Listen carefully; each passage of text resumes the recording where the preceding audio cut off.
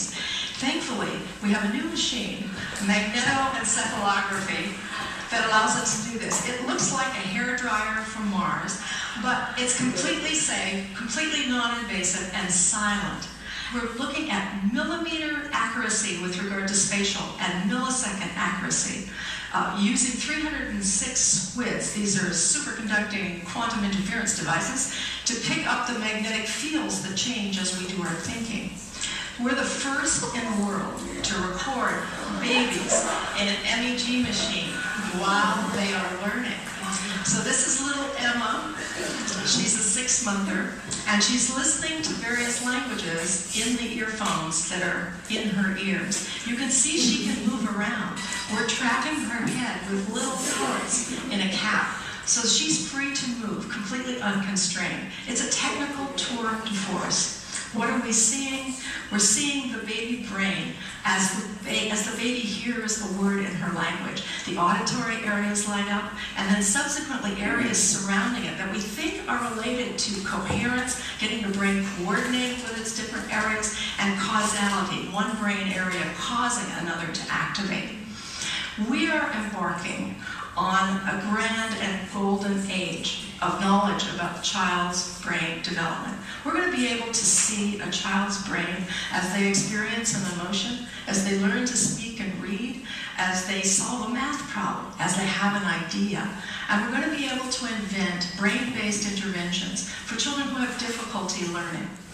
Just as the poets and writers described, we're going to be able to see, I think, that wondrous openness, utter and complete openness of the mind of a child. In investigating the child's brain, we're going to uncover deep truths about what it means to be human. And in the process, we may be able to help keep our own minds open to learning for our entire lives. Thank you.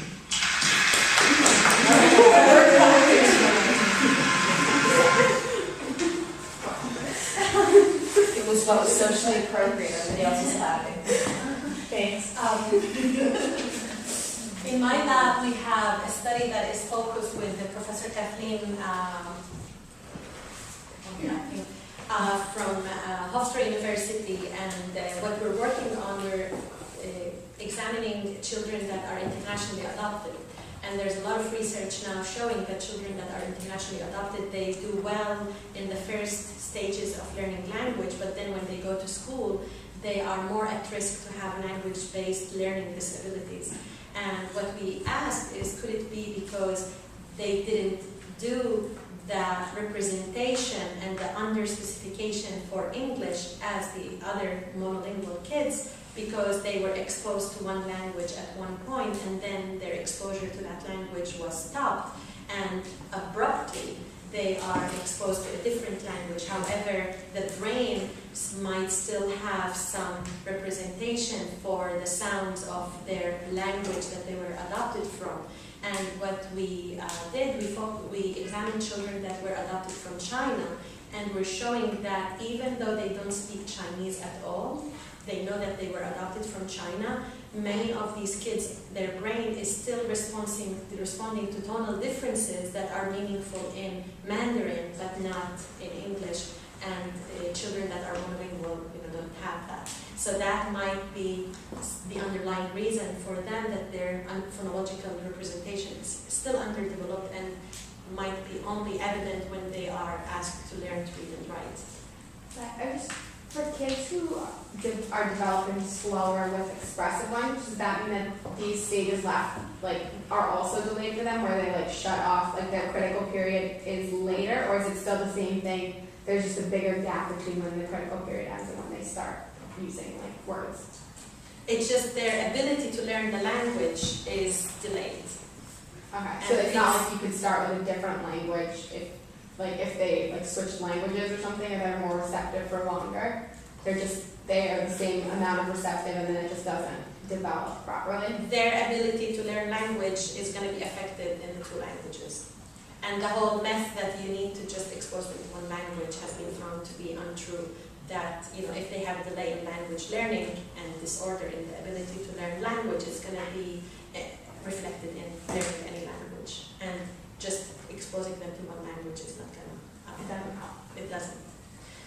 Okay, so once they get to the locutionary stage, what we see is also that they start using different intents. They use intense words for labeling, for repeating, for answering, for requesting action, for calling, for greeting, for protesting.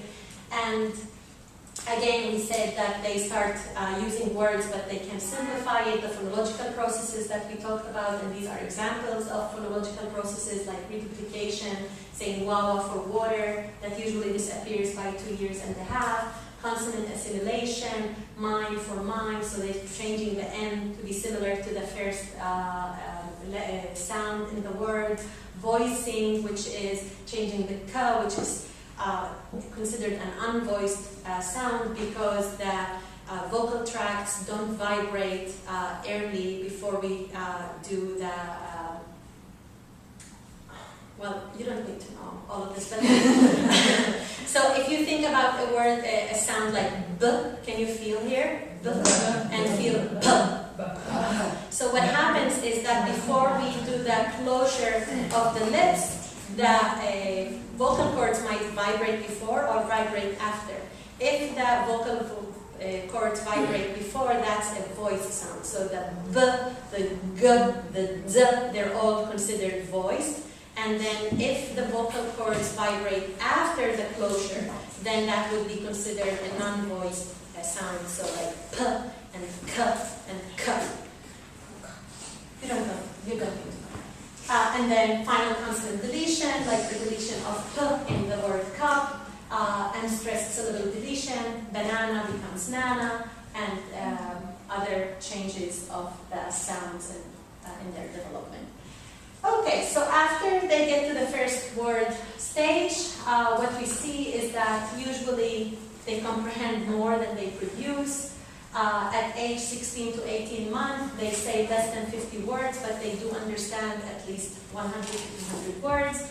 And there's this rapid increase once they figured out this the word and what it is. They start expanding the number of words that they know and the type of words that they start using. At 15 months, there are reports of 3 spoken words, 18 months, 50 to 100, but there's a lot of variability, plus minus 10, minus 100, which means that some children might have at age 18 50 words, other children might have 100 and 200. So there's a lot of variability that we have to also remember all the time. 24 months, 300 words. So what we see, they start expanding their words. At one point, that was referred to as the vocal spirit, and we know now that actually it is steady development, progress in the number of words that they are learning. But what's really interesting, so we talked about babbling, we talked about intention, we talked about locutionary stage and the different kind of intentions that we start seeing in their productions. What we start seeing also is that they are using the words to express different semantic meanings. And why is this important? Because that is the beginning of, or the seeds for sentences, into words. So the child might say daddy for so many different semantic meanings. He might say daddy because he's saying it's a possession, these are daddy's slippers. The child might say daddy to say daddy open the door, for imperative. The child might say daddy to say daddy don't go. He might say daddy to say daddy is in the car. He might say daddy to say daddy more cereal and asking his daddy for more cereal. Or disappearance, daddy, where's daddy? Where did he go? So the same word can be used for so many different semantic relations, and these semantic relations are usually corresponding with different syntactic structure or grammatical structure. So it is important to see that the child not only is using one word, but is using it for different meanings, because if the child is doing that, that's gonna assumed to facilitate the development of two-word utterances and sentences later on. Okay?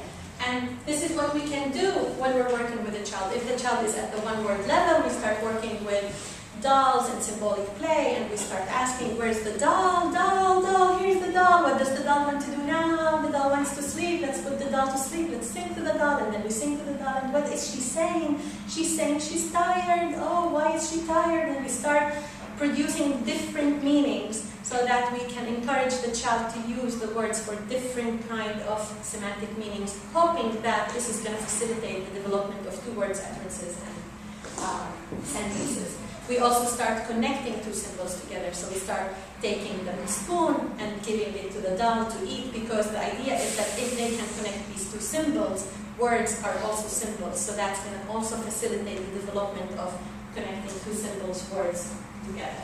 So at 18 months, what we see, they start expanding the number of words that they know. They start putting two words together. And when they start putting two words together, we also hear them also producing these unanalyzed, like long strings of words, like I love you, happy birthday, and all of this. Again, in the two words, we see that they're not producing two words just for one meaning, for different meanings. So the two words can be produced for possessive, daddy coffee, property indicators with balloon, recurrence, more glass, locative, give the ball to daddy, ball daddy, and actor action, mommy sit, and other that we cannot identify. What we, the way we describe these kind of productions, we usually call them telegraphic speech, because it is like you're giving a telegraph. You're giving only the content words that will give you the meaning, but not the way we will say it as an adult, not with the grammatical structure that is the correct structure for that. So far we've said that by 18 to 24 months, they increase the number of spoken words that they say, they expand into word utterances and start producing multi-word utterances, and now we're back to pragmatics. We started with intent. So the system starts feeding itself, and now that they have more words, they are able to use language in different structures. Their discourse becomes more developed, and they start engaging in more short dialogue and take turns in conversation. This is just from Linder 2011 that summarizes discourse skills. So what we usually see is that by the first year, they start initiating. They come to you and they want to have a conversation with you. They look at you and they wait for you to grab your attention. Or they tell you, hey, who are you? Like, you know, you're a new teacher here, you're somebody new in the classroom. And then what we see is that by 2 to 3 years old of age, not only that they initiate the conversation and don't know what to do with you after that, but they initiate the conversation and they start taking turns. So they start maintaining this interaction with you.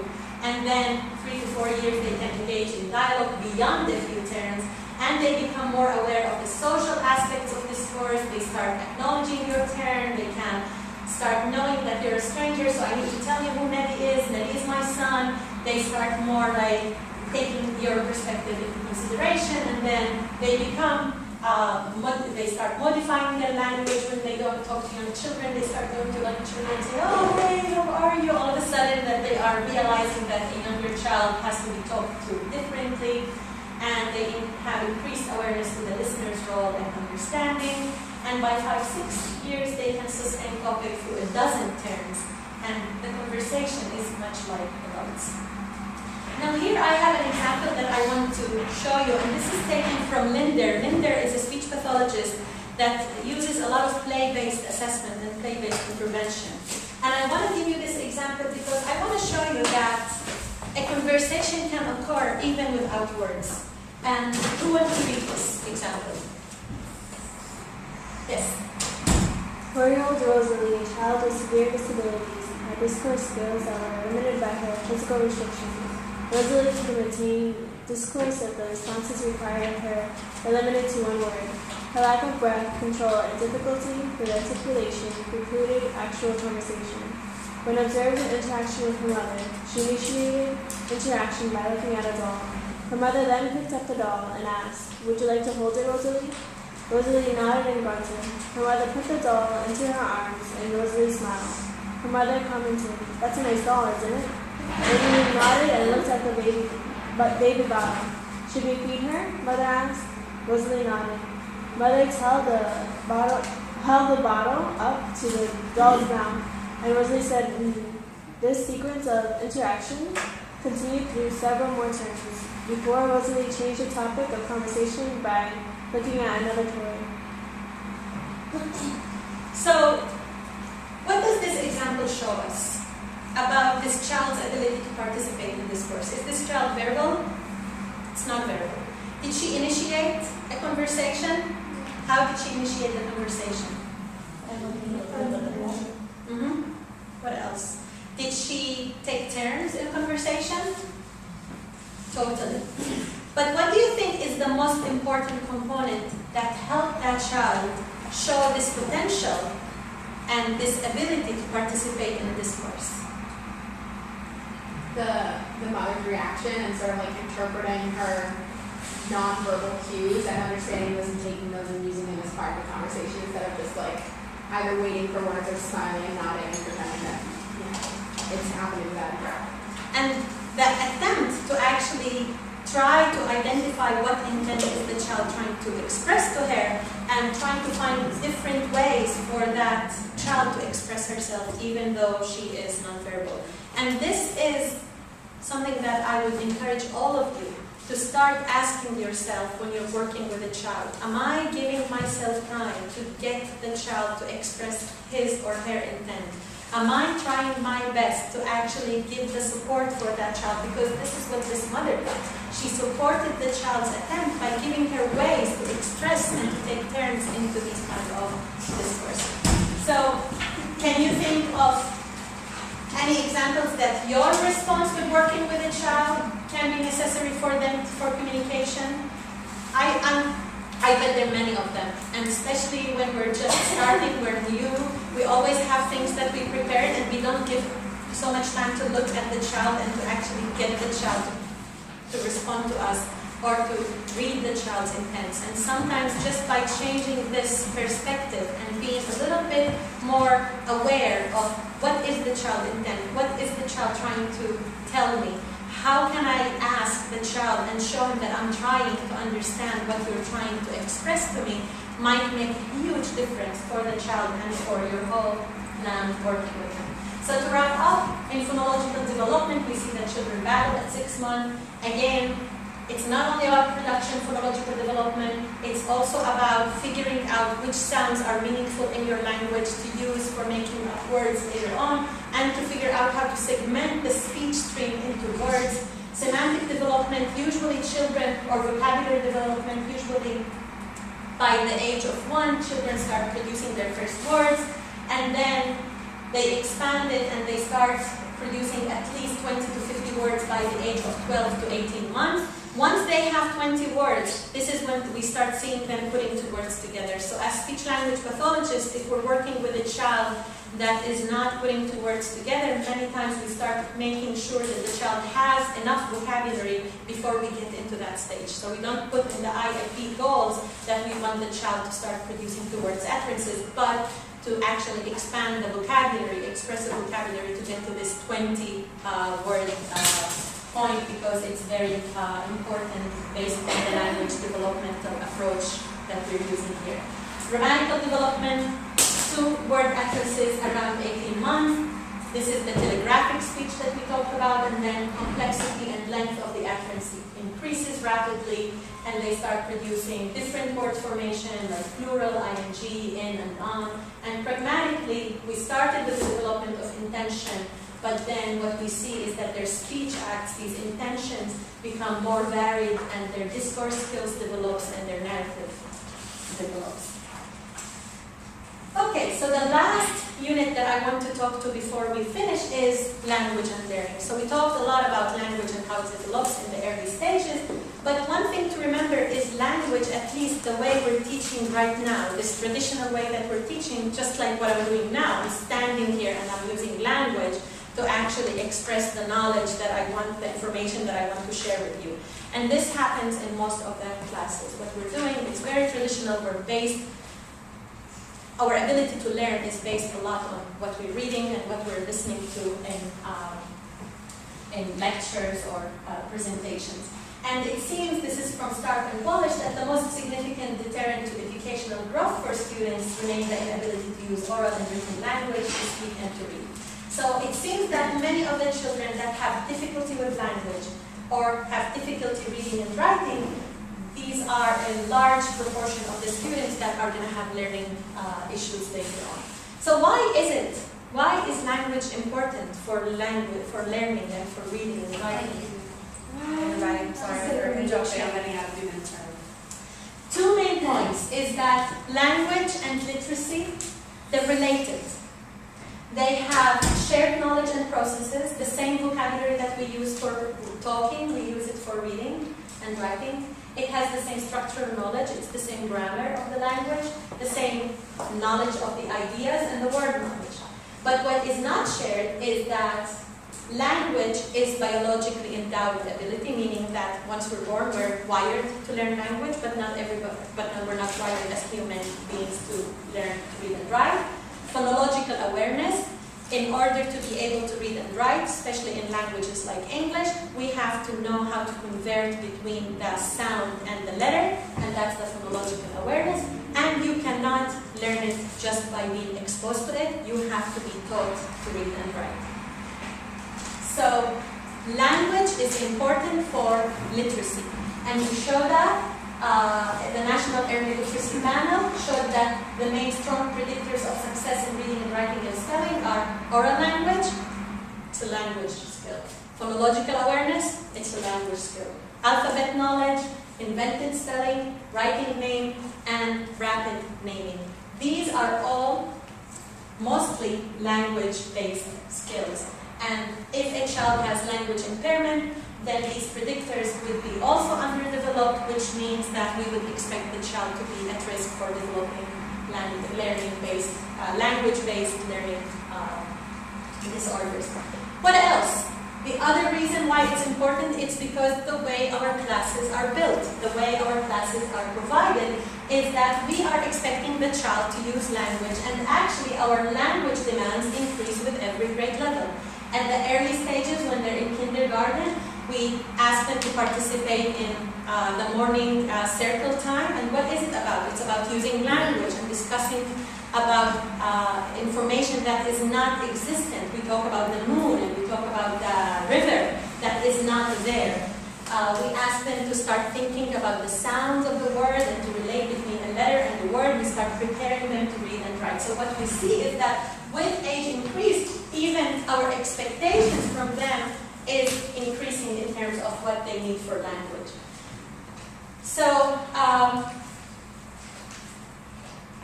again, if a child has language impairment, then that's going to affect the child's ability to learn and to read and write. One way that it has been shown how the connection between language and learning was by humans who presented the dual iceberg model. And what he talked about children who are bilingual. And what he showed is that these children, once they immigrate to a new country, they get exposed to the new language. And they fast show like this rapid ability to learn the language, and they start talking to you. You go and you tell them what you're doing for Thanksgiving, and they'll tell you all these stories. But what he's saying is that this is just the surface. So on the surface, it seems that they learned the language, they're doing well. And sometimes many teachers would think, he's fine, language is not an issue. But what he's saying is that if you dig below, what you'll see is that there's this huge iceberg. Because these kids, because they didn't get that intensive exposure like the monolingual children, their ability that they have developed with the language so far is what he calls BIS. Basic interpersonal communication skills, meaning that he has developed the ability to use language for communication. But children in typical language development beyond communication, after continued exposure and use of language, they start also using language for thinking, and that's the CALP, the cognitive academic proficiency. And you need more time to be able to do that. And what happens is that many children that are bilingual, specifically at the first 2 years of exposure to English, the dominant language, they are able to show big skills. They can converse with you, they can participate in conversation, but they're still not their ability, culpability is still not that developed, and that's going to affect their ability to do well academically. And many times these kids are misdiagnosed, nobody misidentified, and they're not provided the support because the teacher would think that they're speaking English. He's telling me everything that I'm asking him for. And this is for another whole session that we're going to have, but I'm just giving you a little bit of information so that you can have it in the back of your mind. So BICS is the basic interpersonal communication skills, and CALP is the cognitive academic language skills. And there are different activities that we have in the classroom, and each one of them is different. Participating in an art class is usually a BICS, but Writing a lab report is a cult skill. You need to be able to know how to use the formal language, how to put it in a way that is designed in a way that's based on a structure. So there are different tasks that are linguistic tasks, and some of them are cult-based, some of them are fixed-based. Based on humans, we as teachers, we can test that dynamically. So we can see a child and we can give that child a cognitively demanding task. We can ask the child, there were 10 birds on the tree, 2 of them flew away, how many birds are left? And this is a child in 1st grade, so the child is supposed to figure out that it's 10 minus 8. The child doesn't do it. Then one thing that I can do, I can give a context. I can draw 10 birds and then and tell him the story with the 10 birds, and then say 2 are away, how many are now? And then if the child is figuring it out, that means that the child can do the cognitive task that is presented. It's just that the child needs context. Because the language ability, it's still well developed for pigs, but not yet enough for cow. Okay? But if I give a lot of context, I show pictures, we bring 10 birds, and we make the whole, role play, and he's still unable to do it, and he's able only to do it when it's 5 minus 1, then that means that the child actually have learning-based needs, not language-based needs. Okay? We're not going to talk about it too much, but this is in general what happens. And it's important in where we're living, especially in New York. We're over-diagnosing children from culturally and linguistically diverse backgrounds. And our tests that are used, that now are very much referred to, are very biased in terms of their content, in terms of the tasks that we're using. And the bilingual community is very diverse, which makes it a very challenging to make a decision when a child is showing a delay, whether it's just a difference or a disorder.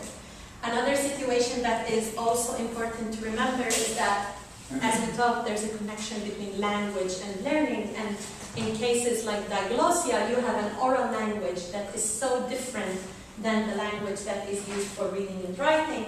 And then, this is my son when we went to visit, and he asked me if Sindibad was in Spanish. And the same thing for African American English speakers. They are taught in a variety that is so different than this variety that they use for speaking.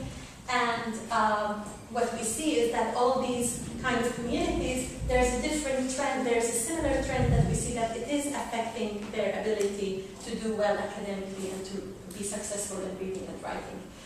This is just a point for you to think about, and try not to be biased as teachers, and try to provide as much support and as much as understanding of the cognitive demands that the child is put on that are so different from that child that comes to school equipped with the linguistic abilities that match the linguistic abilities and demands that the school is asking them to have in order to succeed. So we are biased in a way against these kids because most of the design is based on the expectation that they are speakers of standard English, and then we're not really doing much to make sure to provide them with the support that they need. If time permits, we can talk more about studies that we have done, but now we're going to do the Jeopardy, and I was having fun.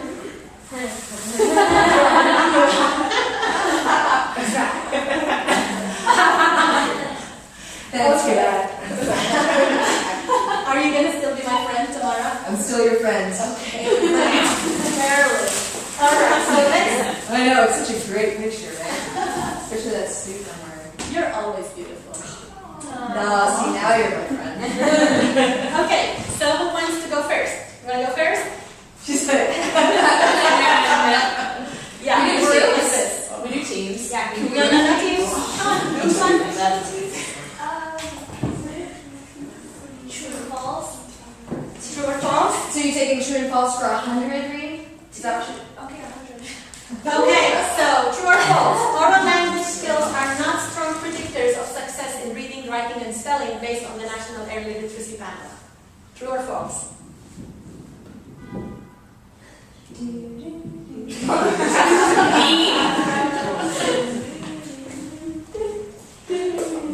Stop.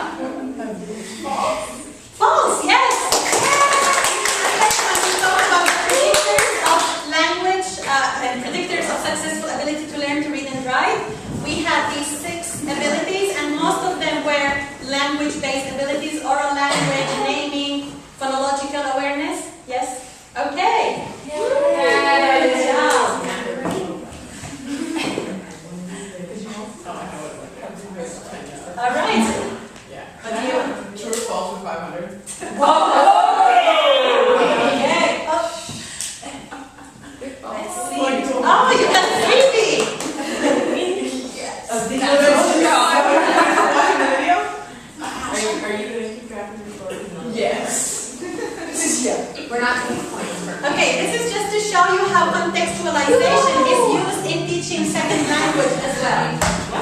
We're not going to watch all of it in the first part. Is the meaningful use of language for real communicative purposes. It helps students understand how language users construct language in a given context. Teachers can contextualize language instruction. So what you're doing by contextualization, you're making them less dependent on the oral processing of the literary information that is provided. Best when they are threaded And that throughout is the important course of when study. the cult skills are not yet well developed. Okay. Modular focus. Yeah. Some additional reading. Well done. She had called her floor last week, guys, so I think we can give her a voice to her. Did you hear that? No, I didn't. I was like, Trying Kirby fell through the floor last night. oh. And that's going to be one of those up there with the most creative reasons to miss class. Alright, it's like I'm really Okay. I'll do true or false for 3 numbers. Okay. You like the Yeah. Okay, true or false? Observed learning difficulties in bilingual children learning in school in their second language may be related to the second language learning process in spite of their ability to participate in conversations in that second language. I was like thinking So children that can participate in conversation in their second language may still have difficulties in learning in that second language, even though they can use it for communication. True. Yes, and this is what we were talking about, the bits and the cults. Okay. Your turn. I would like miscellaneous for 300. Which one? Miscellaneous? Ooh, that is daring. Okay, so this is a little bit something that we didn't discuss, but I felt like I have to talk about it a little bit. So in our community as therapists, some are against the naturalistic approach, which I presented, which is looking at what is expected in specific age and based on it to say the child is showing delay or not showing delay. So in our community, some are against that naturalistic approach to identifying children with communication impairments, in which we assume deviation from the average level of ability of a matched group to indicate that there is an impairment. Do you agree with this or disagree with it? And why? And just to know, the other approach is the normative approach, which assumes that impairment is when the child's language abilities affect him or her in any way socially or academically.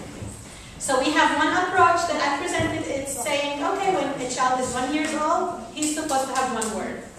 The other approach is saying, if he's still able to communicate and he's doing well with whatever is expected from her or her in the environment that they're living in, that's not an impairment. That's not a disorder. We should not even interfere. What do you think? That's a philosophical question. You got this. I guess I would say if a child is even being evaluated for a language disorder, regardless of like whether it's affecting them in their community, like it must have some effect on them, otherwise no one would have referred them. Okay, so you're basically saying that it's a combination. That, you know, we have some expectations from the child based on his or her age, but at the same time, what do you think about the fact that, you know, some children might be nonverbal, but they're still getting everything that they need, all their needs are met, and they're socially active, they're emotionally fine, it doesn't really bother them. What do you think about that? I guess I would say I think they could benefit more from language. Okay, so you're a naturalistic in heart. So, Okay, all right, thank you. It's just to give you a hint of the debate.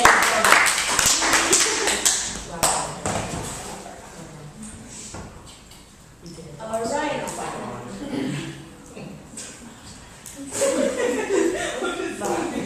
What are you choosing?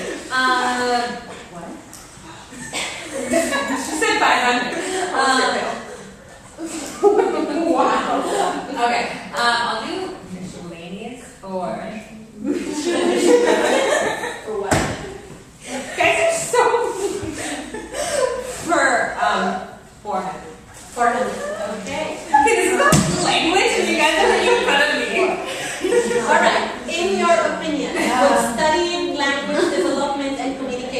disorders enhance your preparation as a future educator? And if so, how? Well, yes, as you like kind of opened the presentation with this, like having understanding is really important to be able to not only communicate with like speech pathologists and people coming into your classroom, but just having an understanding of your students. I like that. Yeah.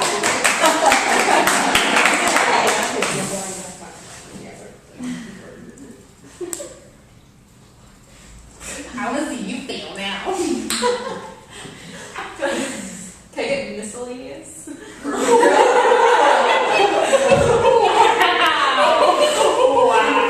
My English, I thought that I don't know how to pronounce it because I thought it's miscellaneous, but then when she said miscellaneous, she's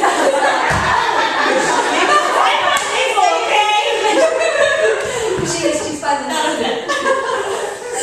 Is English your first or second language? We already thought about that. Did you choose true or false? Huh? Did you choose true or false? Oh, or no, miscellaneous?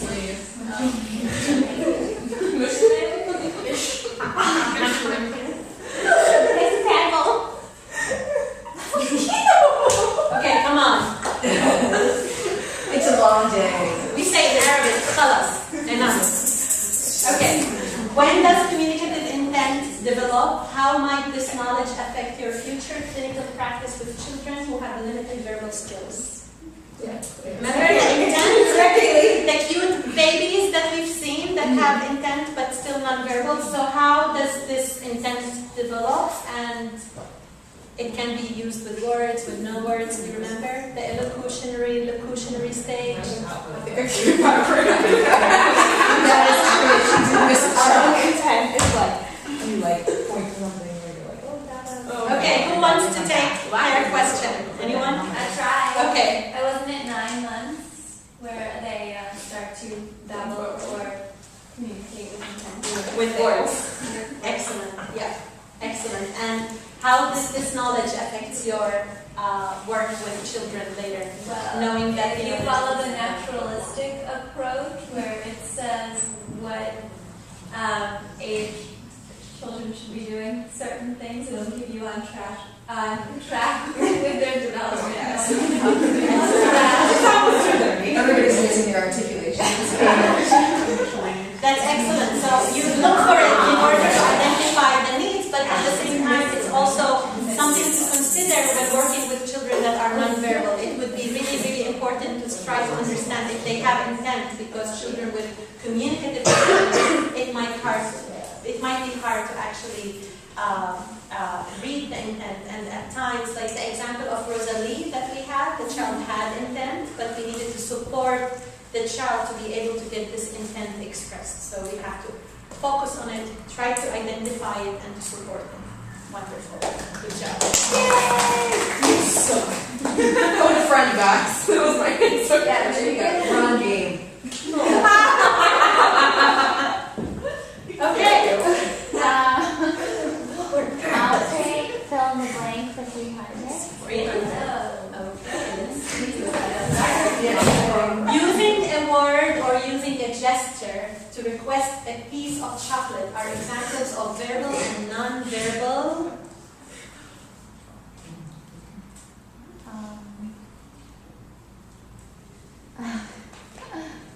Isn't it connected to the last question?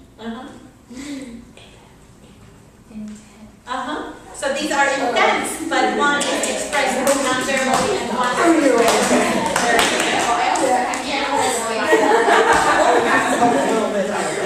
I'm helping out my children. I love to know. I just say this last. True or false? True or false for 200? Yeah. Okay. True or false, the main language demands in kindergarten through second grade are social language use, using the language in social interaction, like when they talk in the circle time, language comprehension and use without context, talking about things that they're learning about even though they're not physically in the classroom, metalinguistics, thinking about the language and learning to read and write. True. True. Yeah, excellent.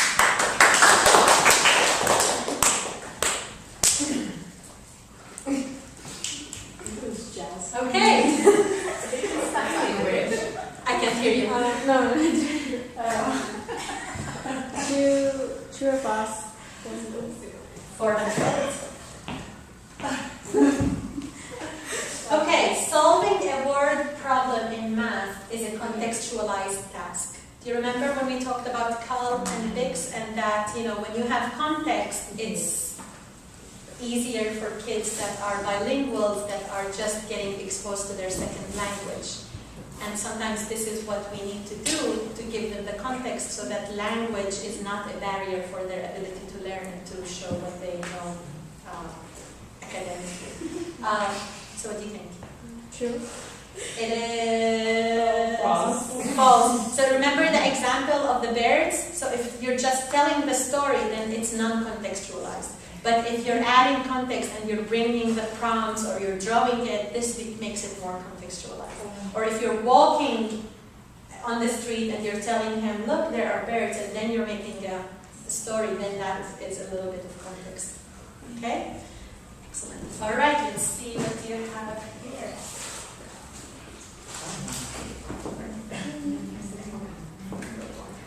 Okay. Fill in the blank for 200. All right, fill in the blank. 200. A, something, is a professional who diagnoses and treats swallowing, speech language, and cognitive communication disorders that result in communication disabilities. A speech pathologist. Yes, a speech language pathologist.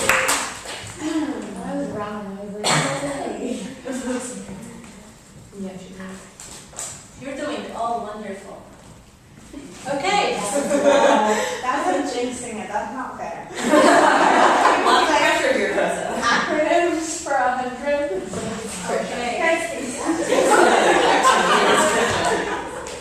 The two language modalities are, and this is to remind you, we had this slide where we showed the communication process and that there is a reception of the language and expression of the language, and these are the modalities of the language. Is it DICA? It's reception and expression. Oh, okay. Yeah. Yeah. Just kidding. It's not your fault. I think the acronym threw me off too. Yeah, I was really confused for math, so. And you got jinxed also. Yeah, that's so true. I'm gonna go with fill in the blank for 100. Fill in the blank for Fill in the blank for 100. 100. Okay.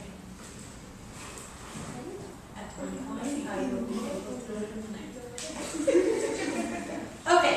Spoken Arabic language and African American English speaking children share being raised in a specific sociolinguistic situation of a mismatch between the language used for communication and language used for reading and writing. This is an example of what kind of situation? It's the last thing we talked about, the oral literacy mismatch. It's called diglossia. Yeah. Yes. That one. Excellent. Yeah. It does have it here. I will great. Vouch for that. Okay. I would say. I'll take fill in the blank for 400. Fill in the blank for 400. Okay, let's see what we have here.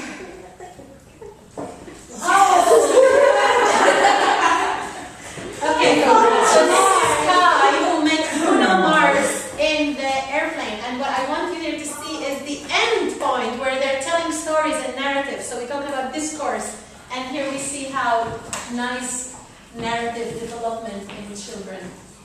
And he is so cute too. And Ellen, she's supportive. She asks the child questions to fill the narrative structure. Which is so But first, you're going to watch an advertisement. Of course, first one on the advertisement.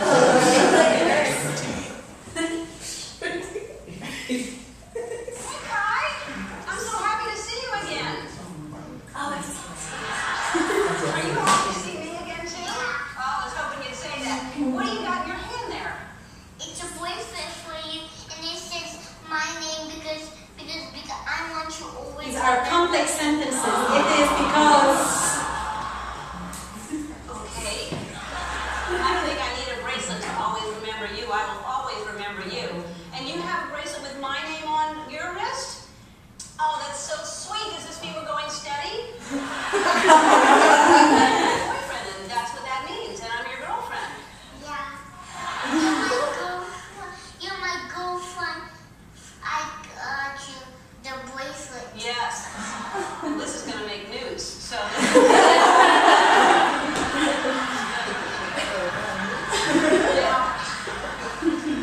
So the last time you were here, when you were flying home, Bruno Mars was on the same airplane as you. Yeah, I'll tell you the story. I'll tell you the story. And I saw, And these are more, not simple sentences, but compound sentences. So they're putting one sentence with the other, and usually you see it at 3 years of age.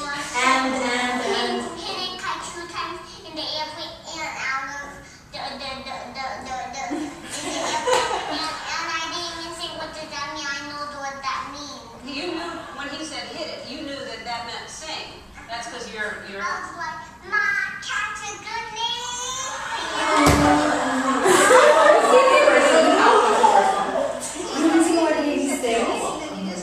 And you said you were on the show last time. What was the best part of being on the show? Singing and getting all my toys. Oh. okay, all right. No, look up the one where he sings. You have to watch the first video where he sings. They can do this the whole time. I know.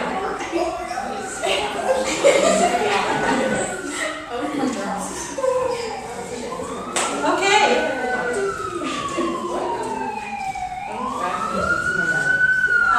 Acronyms. BICS refers to basic,